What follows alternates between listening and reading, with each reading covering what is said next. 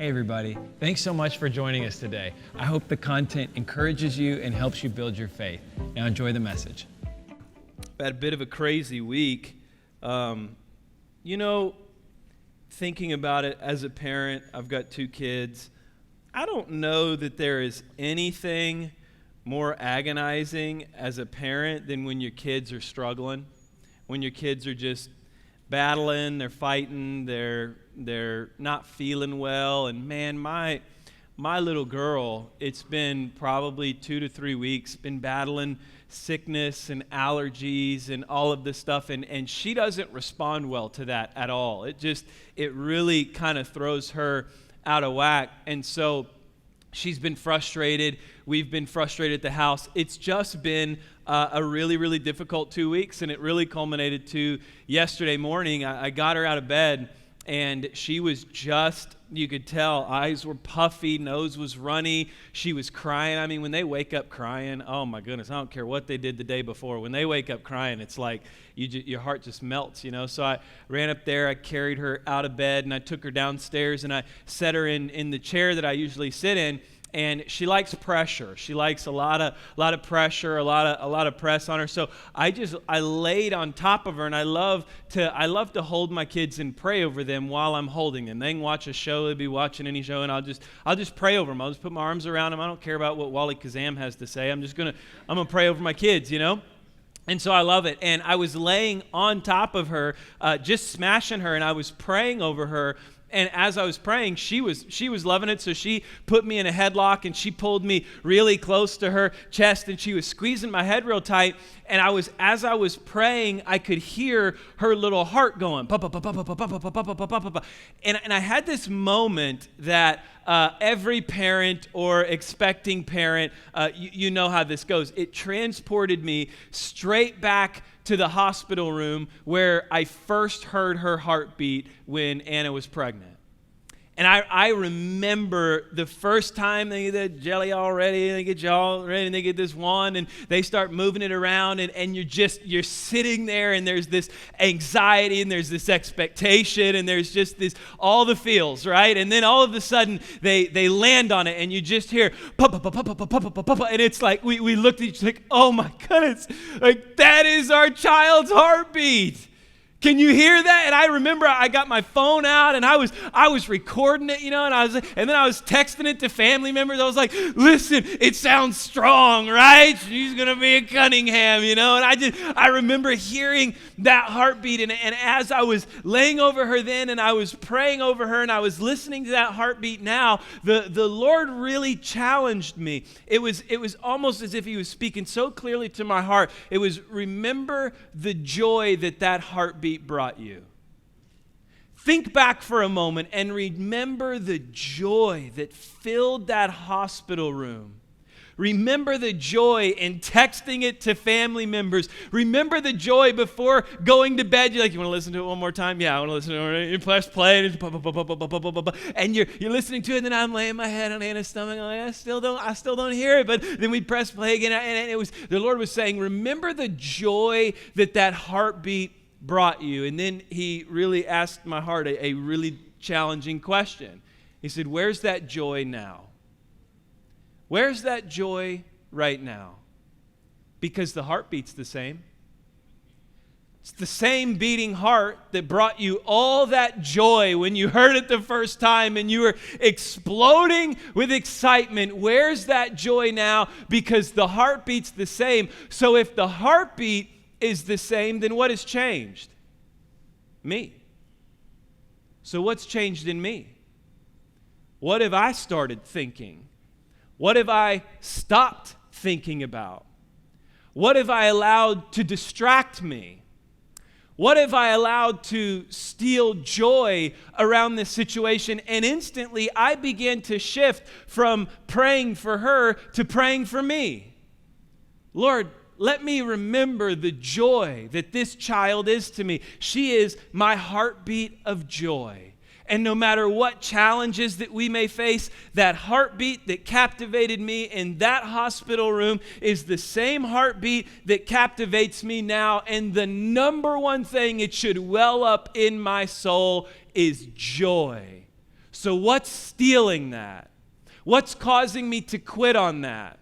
Why am I not sowing into that anymore? And as I was praying and as I was talking to the Lord, I had this passage of Scripture. It's amazing how the Lord will prepare one thing and then meet me right where I'm at on the weekends. I was praying for 2 weeks. I've had this and I thought, okay, when we finish good, I'm going straight to Genesis 26. And then Saturday morning I wake up and it's Genesis 26 all over in my life. What is stealing the joy of that heartbeat that once was filled with joy, that once was only a sound of joy, of only a sound of excitement? You know, if you were to put your hand on your chest right now and feel your heart beating, that is the same heart that the Lord filled with purpose. He filled with new life. He filled with hope. He filled with passion. So if it's not there anymore, but the heart beats the same, what's changed in you? What's stolen that? What's caused you to quit on that? What's changed that hope, that excitement, that passion, that life that you once had? If we look at Genesis 26, we see 3 different things that can rob that expectation, that excitement, that hope that God is going to do. And it robs it and it steals you of experiencing that harvest in your life. Number 1 is quitting. Just quitting on it. I'm sick of dealing with it. I don't like being here anymore. It's too much for me. I'm done, and quit. The second one is quitting growing. Stopping investing in it. Stop putting into it the seed of favor, the seed of God's word, and quit believing in faith that God's going to work here, and just pulling back and quitting on what God is going to do, or not harvesting or sowing seeds into what God is going to do. And then the third is just giving up and quit digging. You don't run away and you don't quit, but you certainly aren't there anymore. And you're not passionate about it, and you're not excited about it, and you walk in the house, but nobody's home. How do we break free from this? How do we overcome this? How do we get back to a place where that heart is filled with joy, where that heart is filled with excitement, that heart is filled with expectation, that we know that God is working, we know that God is moving, that we know God is bringing a harvest into our lives, that no matter what the situation may be, we can trust that He's in the midst of moving. There are 3 different things Genesis 26 walks us through, and it's going to be a little bit different today. It's going to be more like 3 mini messages, okay? I know you didn't come for half a message today, right? You're like, did he just say 3 messages? Did he just say, does that mean 12:45? No, it doesn't. We'll finish soon, but I wanted you to catch the whole thing. Because I think to touch on one and leave off the other 2, or to touch on 2 but leave off the third, is to totally miss the cycle that Isaac walks through. The guy we're talking about in Genesis 26, his name is Isaac. And there are 3 little mini messages that surround Isaac and really restoring the faith, the hope, the joy, and the excitement that God was going to move on his behalf. If we have the first part, it's Genesis 26, 1 through 6. I'll read it to you guys. You got it up there? Great. It says, a severe famine now struck the land as had happened before in Abraham's time. Extremely important. Recognize, what are they in right now? They're in a famine.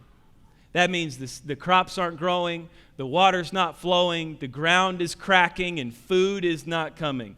A severe famine now struck the land as had happened before in Abraham's time.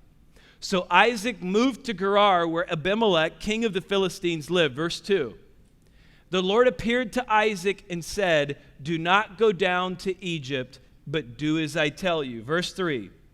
Live here as a foreigner in the land, and I will be with you and bless you. I hereby confirm that I will give all these lands to you and your descendants, just as I solemnly promised Abraham, your father. Verse 4. I will cause your descendants to become as numerous as the stars of the sky, and I will give them all these lands. And through your descendants, all the nations of the earth will be blessed. Verse 5. I will do this because Abraham listened to me and obeyed all my requirements, commands, and decrees and instructions. Verse 6.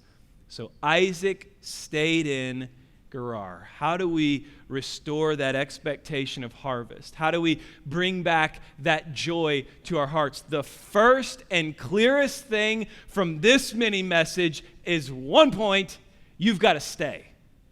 You've got to stay. You've got to quit quitting on it. You've got to stay in the midst of what God has for you. Look at this really quick. This is a great piece to this. In Genesis 26, verse 2, it says, "The Lord appeared to Isaac and said, 'Do not go down to Egypt, but do as I tell you.'" The first thing, if we're going to stay in what God has called us to, is we've got to eliminate the option of Egypt from our minds. Can I tell you something? Egypt had a river. Egypt wasn't in a famine at this time. The crops were bursting in Egypt. The water was flowing in Egypt. And the second a drought hit where Isaac was, Isaac said, "I'm headed to Egypt." He was headed to the path of least resistance. Like, I'm not staying here. I don't want anything to do with this. He was going to quit on it. He was going to throw it away. He was going to finish with it. We have got to eliminate in our minds. And you know what's crazy is Egypt is always the path of least resistance, right? Whatever Egypt may be in our lives, it may be another person who shows us attention that we feel like we're not getting at home. It may be a website. It may be a job. It may be money. It may be something. But there's always this Egypt that is trying to promise you a temporary solution to a long-term problem that it cannot deliver on. Think about this for a minute. What if Isaac would have went to Egypt?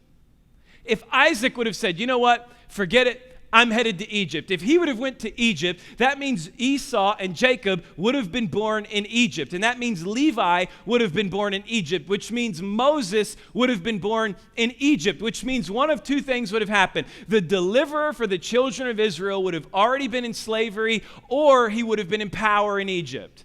Had he been in power in Egypt, he would have been the one drowning in the Red Sea when God delivered the people. Long-term plan would have been absolute destruction. Short-term plan was, hey, I don't have to deal with this anymore. Hey, I don't have to worry about these problems anymore. Hey, I don't have to stay here anymore where the ground is cracking, the wells are dry, and the seeds aren't growing. Yet what would have happened in the long term? You know, the path of least resistance is oftentimes the path of most destruction. That easy way out, that little slip down to Egypt and don't have to worry about it anymore. That little things aren't good at home, so happy hour with the guys sounds great. That little just avoidance and jump into something new so you don't have to deal with the challenges that are in front of you. But when you take Egypt as an option, you miss out on the long-term harvest that God is trying to do in you. Isaac would have never experienced God coming through on his behalf. He would have never seen God show up in the middle of a drought and bring him a harvest. He would have never seen God move in significant ways. He would have never then birthed line to Moses, who would deliver the children of Israel out of slavery and show victory yet again to a land of Egypt that never followed God but always took the easy way out. We have got to, in our minds, the first thing is eliminate Egypt. Egypt has to go. The easy way out has to go. And we've got to become resolved. I am staying in this. I'm committed to this. Marriages, hear me today. Get rid of Egypt. Egypt has to go. I'm committed and I am married and I am staying that way, and Egypt is gone. The word divorce doesn't exist in our house, and we're going to make this work. Whether we're in a drought or we're in plenty, whether the seeds are growing or the ground is cracking, whether there's water in the well or my ladle gets nothing, I am staying where God has called me to stay. You've got to have staying power. You've got to have staying power. Students, hear me on this. You got to quit quitting everything you're not good at. You got to quit quitting everything that doesn't work out the first time. You got to quit quitting and throwing it away if it doesn't work out and it's not what you thought it was going to be, or it's not the opportunity you expected it to be, or you show up at the job and it's not the job description you thought it would be. You just don't quit. Stay with it. Dig in and grind. If God's opened up the door for you, jump through that door, because that means God has a harvest for you. Here's the next piece of it. We have to eliminate Egypt, and the second thing we have to do is stand in the promise. We've got to stay rooted in the promise that God has for us. Verses 3 through 5 of Genesis 26, I love this. It's essentially God re-quoting the Abrahamic covenant to Isaac. He's saying, Isaac, I'm going to do for you what I promised to do for your daddy. And I'm not just going to do it for your daddy, and I'm not just going to do it for you, but I'm going to do it for the people that come from you, through verses 3 through 5. If we were to read Galatians 3 verse 7, it walks the promise all the way down to us. It says, the real children of Abraham then are those who put their faith in God. Galatians 3:14 says, through Christ Jesus, God has blessed the Gentiles with the same blessing he promised to Abraham. So when we read Genesis 26, 3 through 5, and God tells Isaac, live here as a foreigner in this land, and I will be with you and bless you. I hereby confirm that I will give all these lands to you and your descendants, just as I solemnly promised Abraham your father. I will cause your descendants to become as numerous as the stars of the sky, and I will give them all these lands. And through your descendants, all the nations of the earth will be blessed. If you go back to Genesis chapter 12, God says to Abraham, Abraham, I'm going to bless you, and I will bless those who bless you, and I will curse those who curse you. I will make your descendants as numerous as the skies, and I will give you these lands. In other words, God is telling Isaac, your staying power is found in my promise, not your position. He's saying, if you want to know where your staying power is, you want to know how to stick something out that's difficult? You want to know how to keep going when the roads get tough and the rain's fallen or there's no rain and the ground's dried up? Your staying power is found in the promise of God, not in the position you find yourself in. You don't start looking at what's happening and saying, well, doesn't look like I'm sticking around here anymore. No, if God's called you to it and you've committed to it before the Lord, then you stay rooted in that and you expect God to bring a harvest. No matter how dry it is, no matter how dried up it is, you just stick it out. You keep going, and then he finishes here, Genesis 26, verse 6. So Isaac stayed in Gerar. Can I tell you something? The promises of God that we're about to see Isaac walk into, they're supernatural, they're miraculous. God does incredible things in the life of Isaac. But can I tell you something? All of those incredible things happened because he stayed, because he stuck around, because he didn't look at Egypt with the river flowing and the crops growing and say, you know what? I've had it with this place. I'm over it. Grass is greener. I'm headed that way, but he stuck it out. And because he stuck it out, he experiences the great things that God has for him. You know, I was way back in Kansas City days, I was at a Royals game. And I was with some of my friends, and they were down 9 runs in the 8th inning. And we were like, man, this game's over. It was for the division. They were competing for the division. So we're like, let's get out of here. This game's done. So everybody in the stadium had the same idea. So everybody left at the same time at the start of the 8th inning. So we were in a traffic jam as we were leaving the stadium. And so I was like, well, just turn the radio on. And we turned on the radio, and we listened to the greatest comeback in franchise history. And we're sitting there listening to it, and it was so incredible. They scored 9 runs in 2 innings, came back in extra innings, and won the game, clinched the division. It was just this huge, monumental game. We could hear the stadium cheering from the highway. I mean, we were on the highway, and people were going nuts. There was fireworks, and we're sitting in traffic, and I'm like, why did we go? Like, what were we even thinking? It was a divisional game. I don't have anything important to be doing tonight. Like, how did we miss that? So then we got back, and we're talking with some friends, and some friends were like, hey, what did y'all think of the game? And we were like, man, the game was awesome. And we're like, we were there, and they were like, no way. You saw that happen? Like, you saw the greatest comeback in franchise history? You just saw them clinch, and we're like, well, I mean, we heard it, but we had tickets, and we left at the start of the 8th. And they were like, wait, you left at the start of the 8th when they scored 5 and then they scored 4 more and they came back to win? You missed the entire game. And it was so embarrassing to sit there and say, yeah, I mean, we left before all the great things happened. But maybe the reason you're missing out on the great things that you believe God has for you is you're quitting before God can get to it. Just mailing it in, not staying in Gerar, but just saying every time it gets difficult, I check out. I check out emotionally. I check out spiritually. I check out with commitment. I check out with effort. If you will learn staying power to stay in something, stay in it and keep grinding at it. If God's called you to it, if He's opened the door for it, you just stay in it. If you learn staying power, here's what you're going to experience. Message number 2. Genesis 26, 12 through 14. I love this. Mind you, this only happens with staying power. Got to quit quitting.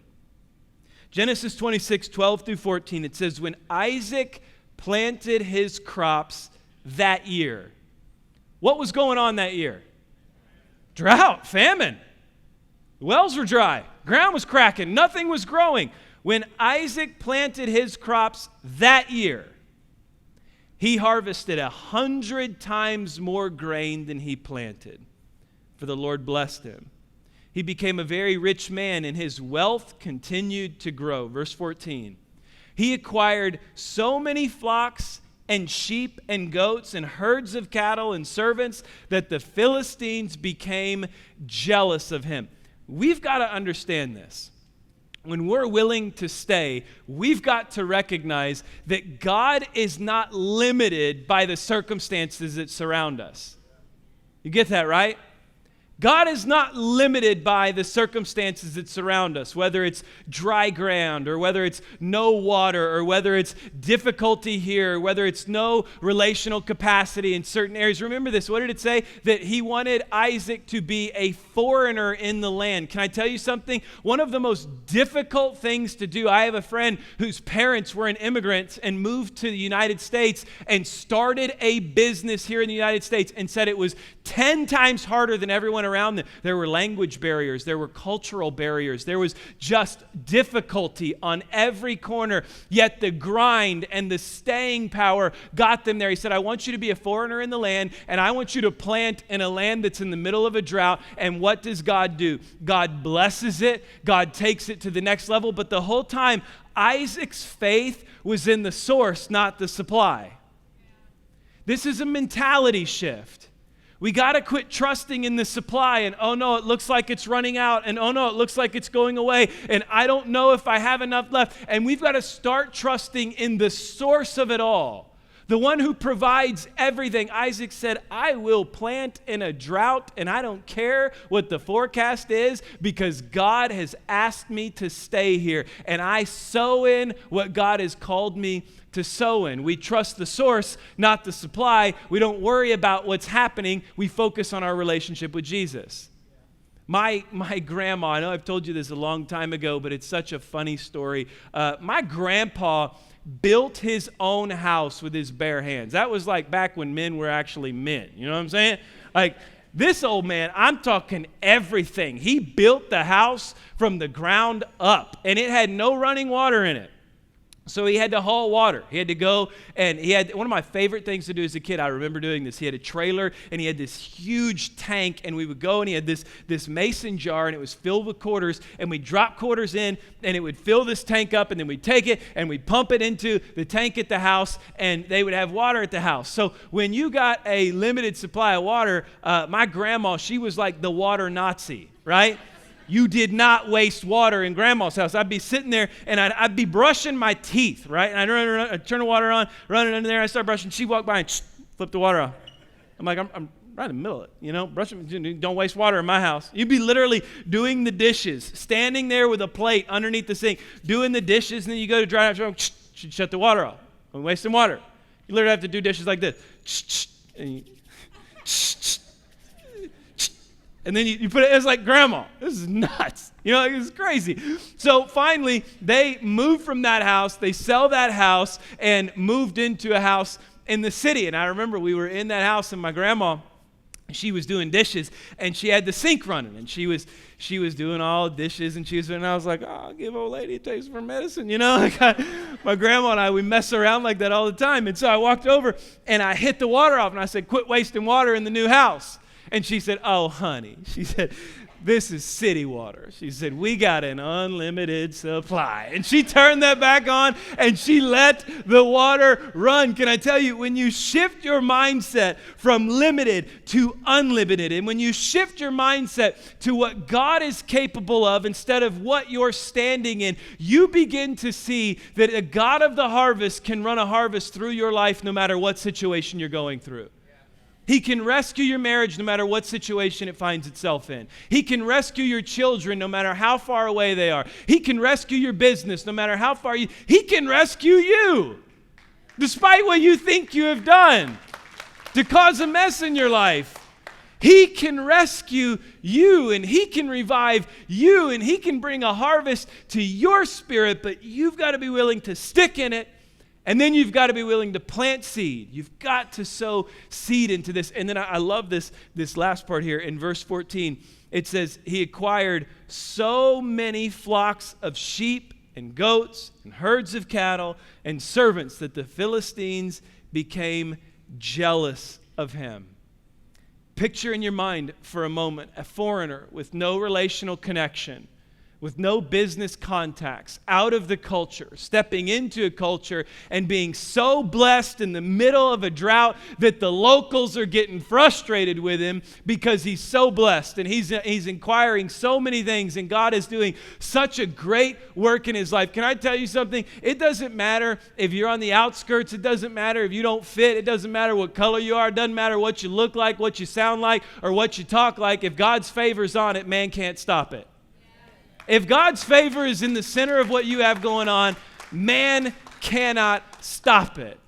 I was in Conroe. I used to be on staff at the Ark Church in Conroe. I was over all of outreach. And every Christmas time, we did what we called Christmas pies, where we would have a local bakery. They'd bake a bunch of pies, and we would drop them off at the police station, at the fire station, everywhere else. And I remember I was the one who did it, and I became friends with the chief of police there. He's retired since then. But I remember we did it one year, and I got a letter in the mail from Chief Dupuy, and it had the Conroe PD seal on the top of it, and it was like actual letterhead, and I was like, at first I got the letter and it said Conroe Police Department and had my name on it. I was like, maybe I don't want to open this. You're like, maybe, hey, honey, you want to just throw that one away? But I opened it up, and it was a letter from Chief Dupuy, and it said, Pastor Cunningham, want to thank you so much for all that you guys have done for the department. Want to thank you for the pies. And I was like, oh, man, that is signed Chief Dupuy. And I was like, okay, cool. So I folded it up, and I said, I'm going to hold on to this. This will be valuable one day. I was joking around, and I was like, I'm going to throw it in my glove box and just leave it in there, Got to get your insurance. It's like, whoop, where did that come from? So I put it in there, and it wasn't, I promise you, it wasn't like 6 or 7 months later, I got pulled over because I slowed down at a stop sign. How many of y'all know you're supposed to stop at stop signs, right? The old touch and go doesn't work. So I kind of slowed down at this stop sign, and I was safe. I mean, I checked everything, but I just kind of, this four-way, and I got pulled over. And I'm the most gracious guy in the world when I get pulled over. I love police officers. I'm a big supporter of all. I got a ton of friends that are police officers, so I'm gracious. I'm like, hey, I was an idiot. I probably rolled through that and may have been speeding too. So just give me the ticket, and I'm sorry. I love you. I appreciate all you do. And so he comes to the window, and I was like, hey, man, I know what I did. Sorry about that. And he was like, yeah. He was like, where are you headed? And I said, to the Ark Church. And he said, oh, he started laughing a little bit.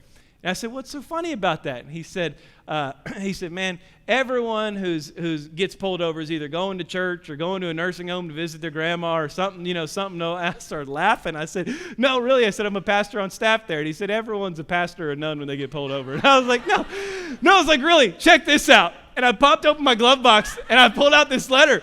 And I was like, here, look at this. And he opens it up, and he looked at it, and he goes, oh, man, you got a letter from Chief Dupuy here. He's like, wow. And he's like, is that you that's doing all them pies and stuff like that? All me, man, all me. I organize the whole thing. I put it all together. I oversee. And he was like, He's like, man, that's really cool. He's like, I personally, I love the apple, and I'm just thankful for you all, And I'm like, Apple, what's your name, badge number, And so I folded up the note, and he folded up the note, and he handed it back to me, and he said, hey, you ought to thank Chief Dupuy for that note next time you see him. And what had happened was, I had a note from someone who was above him that gave me favor with him. You get that? I all of a sudden, I don't know where this came from, but then he saw it and he was like, oh man, okay, I see where you're coming from. Do you realize something? We have a note of favor from God who is above anything that we're going through. And if we will call on this note of favor, God will be the one who will make our harvest come to pass. His note tells us, I am more than a conqueror through Christ who gives me strength.